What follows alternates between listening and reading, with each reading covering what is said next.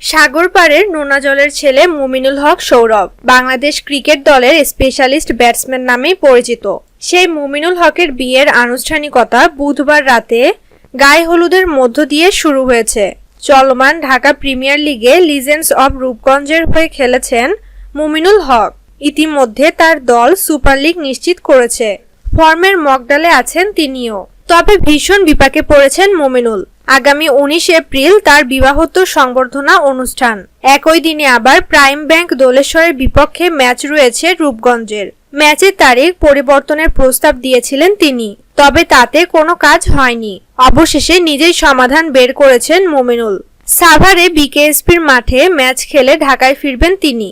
পরে যোগ দেবেন নিজের বিয়ের অনুষ্ঠানে। মিরপুর পুলিশ কনভেনশন সেন্টারে হবে অনুষ্ঠানটি। ঢাকার শেরেবাংলা জাতীয় ক্রিকেট স্টেডিয়ামে রূপগঞ্জ ও দোলেশ্বরের ম্যাচটি রাখা হলে সুবিধা হতো মুমিনুলের। এজন্য সিসিডিএম এর সমন্বয়ে আমিন খানকে অনুরোধ করেছিলেন তিনি।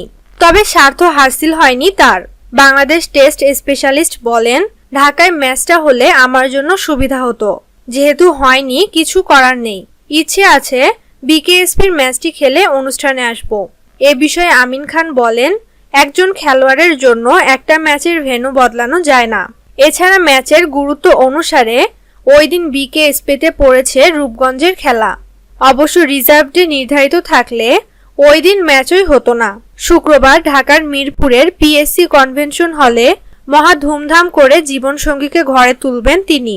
বিয়ের পরেই নববধূ ফারিহাকে ঘরে তুলছেন মুমিনুল। তার পারিবারিক সূত্র জানিয়েছে, ঢাকার মিরপুর ডিওএইচএস এর বাসিন্দা রানা আবুল বাশার ও তাসলিমা ইসলামের দ্বিতীয় কন্যা ফারিহা। ফারিহা বাংলাদেশ ইউনিভার্সিটি অব প্রফেশনালসের ব্যবস্থাপনা বিভাগের দ্বিতীয় বর্ষের শিক্ষার্থী।